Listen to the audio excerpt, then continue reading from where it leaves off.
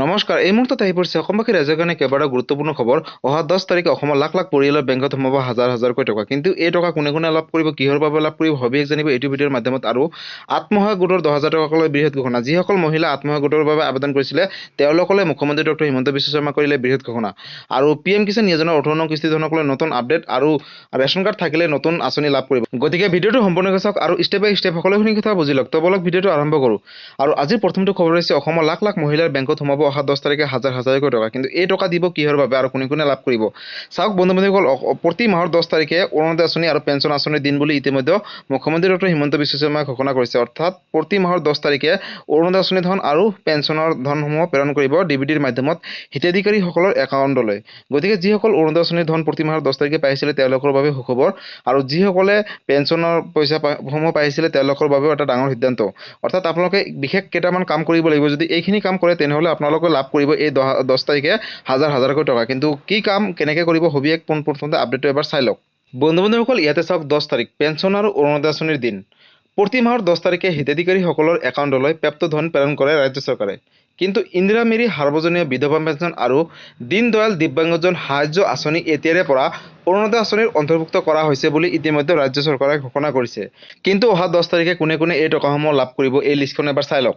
অৰুণোদয় আঁচনি ধন লাভ কৰিব অহা 10 তাৰিখে শ্বহীদ কুশল কোঁৱৰ সাৰ্বজনীয় বৃদ্ধ পেঞ্চন, ৰাষ্ট্ৰীয় দিব্যাংগ আৰু বিধৱা বৃদ্ধ পেঞ্চন আঁচনিৰ টকাসমূহ অহা 10 তাৰিখে লাভ কৰিব। অৰ্থাৎ যিসকল অৰুণোদয় আঁচনি হিতাধিকাৰী হয়, শ্বহীদ কুশল সাৰ্বজনীয় বৃদ্ধ পেঞ্চনৰ টকাসমূহ পাইছিলে তেওঁলোকৰ বাবে খুবেই ভাল খবৰ। অহা 10 তাৰিখে আপোনালোকে লাভ কৰিব ডিবিটিৰ মাধ্যমত এই টকাসমূহ, আৰু এই টকাসমূহ ৰাজ্য চৰকাৰে পঠিয়াব। আৰু অসমৰ লাখ লাখ পৰিয়ালৰ বাবে এটা ডাঙৰ খবৰ, আপোনালোকে লাভ কৰিব অহা 10 তাৰিখে হাজাৰ হাজাৰকৈ টকা। কিন্তু এই টকা পাবৰ কাৰণে আপোনালোকে বিশেষ কেইটামান কাম কৰিব লাগিব। অৰ্থাৎ নতুন এটা আপডেট আহিছে যে যিসকল হিতাধিকাৰীসকলে অহা 10 তাৰিখৰ আগত KYC-সমূহ কমপ্লিট নকৰে তেওঁলোকে এই আঁচনিৰ পৰা বঞ্চিত হ'ব বুলি ইতিমধ্যে ঘোষণা কৰিছে।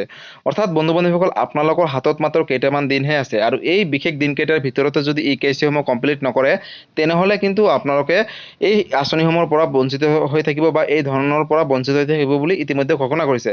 আৰু বন্ধু বান্ধৱীসকল, মুখ্যমন্ত্ৰী ডক্টৰ হিমন্ত বিশ্ব শৰ্মাই ইতিমধ্যে ঘোষণা কৰিছে যে যিসকলে অৰুণোদয় আঁচনি ধন ৰেচন কাৰ্ড আৰু আধাৰ কাৰ্ড নথকা পৰিয়ালেও পাই আহিছিলে, হয়তো এতিয়াৰে পৰা তেওঁলোকে নাপাব। কাৰণ অসমত লাখ লাখ পৰিয়ালৰ নামসমূহ কৰ্তন কৰিব অৰুণোদয় আঁচনিৰ পৰা। অৰ্থাৎ নতুনকৈ তেওঁলোকে অৰুণোদয় আঁচনি 3.0 আবেদন কৰিব লাগিব। যিসকলৰ নাম কৰ্তন হ'ব তেওঁলোকে নতুনকৈ অৰুণোদয় আঁচনি 3.0 আবেদন কৰিব লাগিব।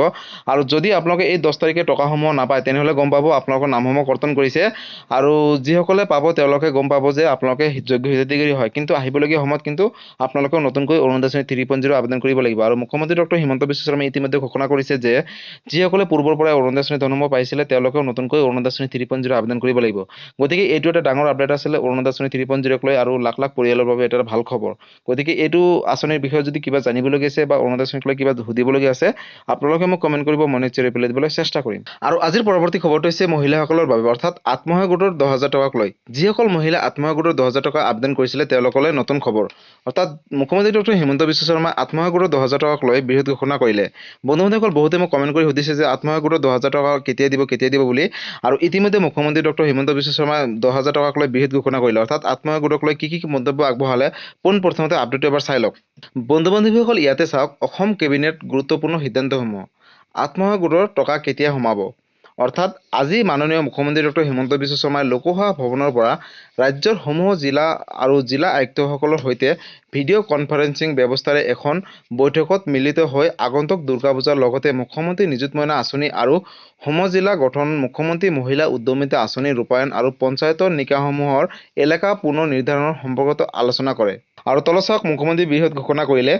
বৈঠকত দুৰ্গা পূজা উদযাপন সমিতিসমূহলৈ আৰ্থিক সাহায্য বিতৰণৰ সন্দৰ্ভত যাৱতীয় ব্যৱস্থা গ্ৰহণ কৰি উদযাপন সমিতিসমূহক পূজা আয়োজনৰ বাবে সহায়ৰ হাত আগবঢ়াবলৈ যথাযথ নিৰ্দেশনা প্ৰদান কৰিছে। আৰু লগতে ৰাজ্যৰ গঠন হ'বলগীয়া উপজিলাসমূহক সমজিলা হিচাপে নামকৰণ কৰি ভাৰপ্ৰাপ্ত অতিৰিক্ত জিলা আয়ুক্তক সমজিলা আয়ুক্ত হিচাপে কাম কাজ কৰাৰ বাবে পৰিচালনা কৰাৰ ক্ষেত্ৰত পৰ্যালোচনা কৰে। তদুপৰি মুখ্যমন্ত্ৰী নিযুত মইনা আঁচনি আৰু মুখ্যমন্ত্ৰী মহিলা উদ্যমিতা আঁচনিৰ সন্দৰ্ভত বৈঠকত আলোচনা কৰি সেই সন্দৰ্ভত যাৱতীয় নিৰ্দেশনা প্ৰদান কৰে। এই বৈঠকত আগন্তুক পঞ্চায়ত নিৰ্বাচনৰ পৰিপ্ৰেক্ষিতত গাঁও পঞ্চায়ত আৰু আঞ্চলিক পঞ্চায়ত জিলা পৰিষদৰ সীমা পুনৰ নিৰ্ধাৰণৰ দিশতো আলোচনা কৰা হয় বুলি ইতিমধ্যে কেবিনেটত ঘোষণা কৰিলে। গতিকে বন্ধু বান্ধৱীসকল আপোনালোকে ইতিমধ্যে গম পালে যে মহিলা উদ্যমিতা আঁচনি অৰ্থাৎ আত্মসহায়ক গোটৰ 10,000 টকাক লৈ মুখ্যমন্ত্ৰী ডক্টৰ হিমন্ত বিশ্ব শৰ্মাই কেবিনেটত মন্ত্ৰীসকলৰ লগতে জিলা উপায়ুক্তৰ লগতে এক পৰ্যালোচনা কৰে। অৰ্থাৎ এই টকাটো কেনেকৈ দিব, কেতিয়া দিব, সবিশেষ আলোচনা কৰিলে এই বৈঠকত। এতিয়ালৈকে ডেটটো ঘোষণা কৰা নাই, যাৰ বাবে আপোনালোকৰ মাজত মই অৱগত কৰিব নোৱাৰিছোঁ। কিন্তু আহিবলগীয়া সময়ত হয়তো 2-এদিনতে এই আত্মসহায়ক গোটৰ 10,000 টকা কেতিয়া দিব ডেটটো ঘোষণা কৰিব আৰু সেই ভিডিঅ'টো আপোনালোকৰ মাজত এই চেনেলটোৰ জৰিয়তে জনাই দিম। আপোনালোকে এই চেনেলটোৰ লগত জড়িত হৈ থাকিব। আৰু যিসকল আত্মসহায়ক গোটৰ মহিলাসকলে আছে তেওঁলোকৰ বাবে ভাল খবৰ, অৰ্থাৎ দুৰ্গা পূজাৰ আগতে দিলে মুখ্যমন্ত্ৰী ডক্টৰ হিমন্ত বিশ্ব শৰ্মাই ভাল খবৰ। আৰু আপোনালোকে এই ভিডিঅ'টো আত্মসহায়ক গোটৰ মহিলা সদস্যসকললৈ মাজতে শ্বেয়াৰ কৰি দিয়ক, কাৰণ এই আপডেটটো সকলোৱে জনাটো উচিত বা চোৱাটো উচিত। আৰু যদি আত্মসহায়ক গোটৰ 10,000 টকাকৈ কিবা সুধিবলগীয়া আছে আপোনালোকে মোক কমেণ্ট কৰিব, মই নিশ্চয় ৰিপ্লাই দিবলৈ চেষ্টা কৰিম। আৰু আজিৰ পৰৱৰ্তী খবৰটো হৈছে কৃষকসকলৰ বাবে, অৰ্থাৎ PM কিষাণ সন্মান নিধি যোজনাৰ 18 নং কিস্তি ধনক লৈ। বন্ধু বান্ধৱীসকল, PM কিষাণ সন্মান নিধি যোজনাৰ 18 নং কিস্তি ধনক লৈ এটা বৃহৎ আপডেট আহিছে। অৰ্থাৎ আপোনালোকে যদি 18 নং কিস্তি ধন লাভ কৰিব বিচাৰিছে তেনেহ'লে কেইটামান বিশেষ আপডেট আছে। যদি এইখিনি কাম কৰে তেনেহ'লে আপোনালোকে লাভ কৰিব 18 নং কিস্তি ধন। আৰু 18 নং কিস্তিৰ ধন কোনে 4,000 টকাকৈ লাভ কৰিব আৰু কোনে 6,000 টকাকৈ লাভ কৰিব, সবিশেষ আহি পৰিছে আপডেট ইতিমধ্যে আমাৰ হাতত। গতিকে আপোনালোকে ভিডিঅ'টো সম্পূৰ্ণকৈ চাওক আৰু ভালদৰে বুজি লওক। আৰু আপডেটটো পোনপোনতে চাই লওক। প্ৰধানমন্ত্ৰী কৃষক সন্মান নিধি যোজনাৰ অধীনত অষ্টাদশ কিস্তিৰ ধন মুকলি অনুষ্ঠান, তাৰিখ 5 অক্টোবৰ 2024, সময় দিনৰ 12 বজাৰ পৰা। মাননীয় প্ৰধানমন্ত্ৰী শ্ৰী নৰেন্দ্ৰ মোদী ডাঙৰীয়াই মহাৰাষ্ট্ৰৰ ৱাছিমৰ পৰা অষ্টাদশ কিস্তিৰ ধন মুকলি কৰিব। গতিকে বন্ধু বান্ধৱীসকল, আপোনালোকে ইতিমধ্যে সকলোৱে গম পালে যে অহা 5 অক্টোবৰ তাৰিখে আপোনালোকে লাভ কৰিব PM কিষাণ সন্মান নিধি যোজনাৰ 18 নং কিস্তি ধন। কিন্তু 18 নং কিস্তি ধন লাভ কৰিব হ'লে আপোনালোকে বিশেষ কেইটামান কাম কৰিব লাগিব। কাৰণ ইতিমধ্যে কেন্দ্ৰীয় চৰকাৰে ঘোষণা কৰিছে যে এইবাৰ 18 নং কিস্তি ধনৰ পৰা অৰ্থাৎ বহুত লাখ কৃষকৰ নামসমূহ কৰ্তন কৰিব। কাৰণ তেওঁলোকে হয়তো যোগ্য নহয় বা তেওঁলোকে যি বেনিফিচিয়াৰী ষ্টেটাছ যিখিনি ঠিক নকৰে, তাৰ বাবে হয়তো তেওঁলোকে বঞ্চিত হৈ থাকিব। গতিকে বন্ধু বান্ধৱীসকল, যদি আপোনালোকে PM কিষাণ যোজনাৰ 18 নং কিস্তি ধন লাভ কৰিব বিচাৰিছে তেনেহ'লে আপোনালোকৰ বেনিফিচিয়াৰী ষ্টেটাছটো চেক কৰক। কাৰণ হাতত মাত্ৰ 2টা দিনহে আছে। আৰু এই বিশেষ দুটা দিনৰ ভিতৰত যদি আপোনালোকে নিজৰ বেনিফিচিয়াৰী ষ্টেটাছটো চেক নকৰে আৰু যিখিনি নথিপত্ৰ ভুল হৈ আছে যদি ঠিক নকৰে তেনেহ'লে কিন্তু আপোনালোকে আহিবলগীয়া 18 নং কিস্তি ধনৰ পৰা বঞ্চিত হৈ থাকিব। গতিকে বন্ধু বান্ধৱীসকল, আপোনালোকে পোনপ্ৰথমতে নিজৰ EKYC সমূহ কমপ্লিট কৰা নাই যদি কৰি লওক। কাৰণ EKYC প্ৰক্ৰিয়াটো ইতিমধ্যে চলি আছে। আপোনালোকে CSC চেণ্টাৰত গৈ নতুনকৈ EKYC সমূহ কমপ্লিট কৰিব পাৰিব। আৰু যদি বেংকৰ লগত আধাৰ কাৰ্ডটো লিংক কৰা নাছিলে তেনেহ'লে আপোনালোকে অতি শীঘ্ৰেই IPB অৰ্থাৎ ইণ্ডিয়ান পোষ্ট পেমেণ্ট বেংকত এটা একাউণ্ট খুলি ল'ব আৰু তাতে PM কিষাণ যোজনাৰ আহিবলগীয়া 18 নং কিস্তি ধন লাভ কৰিব। আৰু যদি আপোনালোকে লেণ্ড ছেডিংটো এতিয়ালৈকে আপডেট দিয়া নাই তেনেহ'লে আপোনালোকে মাটিৰ জমাবন্দীটো আপোনালোকে CSC চেণ্টাৰত গৈ কিন্তু আপোনালোকে আপডেট দিব পাৰিব। আৰু ইতিমধ্যে আবেদনৰ কাম বা অনলাইনত আপডেট দিয়াৰ কামটো চলি আছে। গতিকে আপোনালোকে পলম নকৰি এইখিনি কাম কৰক। আৰু 18 নং কিস্তি ধন অহা 5 অক্টোবৰ তাৰিখে দিনৰ 12 বজাৰ পিছত আপোনালোকে বেংক একাউণ্ট চেক কৰিব, চাব আপোনালোকৰ যদি যোগ্য হয় তেনেহ'লে সোমাইছে। আৰু বন্ধু বান্ধৱীসকল, PM কিষাণ সন্মান নিধি যোজনাৰ নতুন এখন লিষ্ট আহিছে। যদি এইখন লিষ্টত আপোনালোকৰ নাম আছে তেনেহ'লে লাভ কৰিব PM কিষাণ যোজনাৰ 18 নং কিস্তি ধন।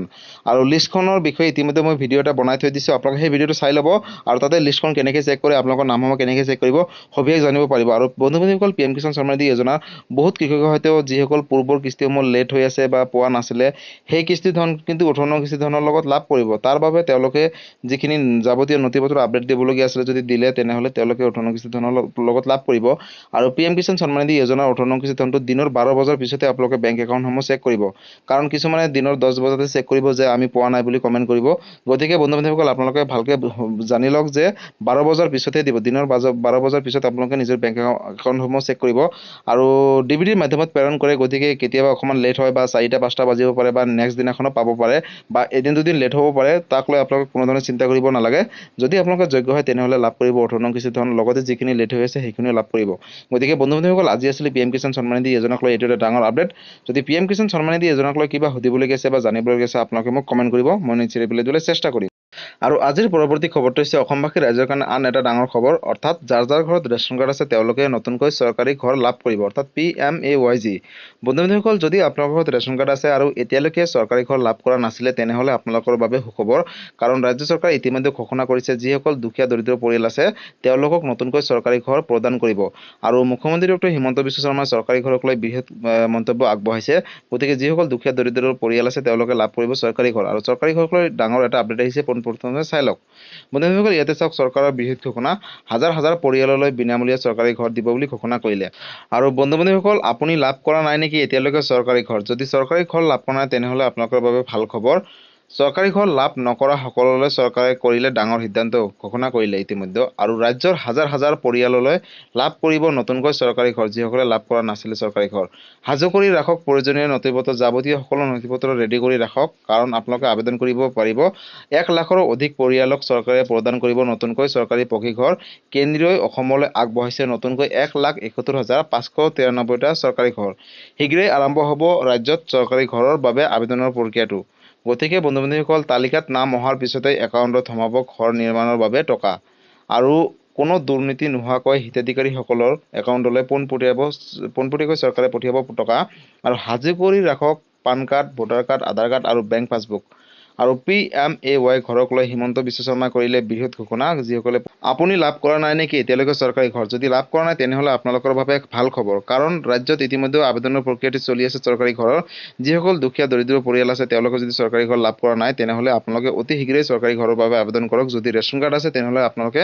আবেদন কৰিব পাৰিব গতিকে বন্ধু-বান্ধৱীসকল চৰকাৰী ঘৰক লৈ এইটো এটা ডাঙৰ আপডেট আছিলে যদি চৰকাৰী ঘৰক লৈ কিবা সুধিবলগীয়া আছে বা জানিবলগীয়া আছে আপোনালোকে মোক কমেণ্ট কৰিব মই নিশ্চয় ৰিপ্লাই দিবলৈ চেষ্টা কৰিম গতিকে বন্ধু-বান্ধৱীসকল আজি আছিলে এইটো এটা ইনফৰমেটিভ ভিডিঅ' আৰু গুৰুত্বপূৰ্ণ খবৰ ভিডিঅ'টো চাই কেনেকুৱা পালে যদি ভাল পালে চেনেলটোত নতুনকৈ আছে চেনেলটো ছাবস্ক্ৰাইব কৰিব লাইক কৰিব কিবা সুধিব থাকিলে কমেণ্ট কৰিব আৰু এই ভিডিঅ'টো সকলোৰে মাজতে শ্বেয়াৰ কৰক কাৰণ এই ভিডিঅ'টো সকলোৱে জনাটো উচিত বা চোৱাটো উচিত আৰু এই ভিডিঅ'টো ক'ৰ পৰা চাই আছে আপোনালোকে সকলোৱে কমেণ্ট কৰি জনাব ধন্যবাদ জয় আই অসম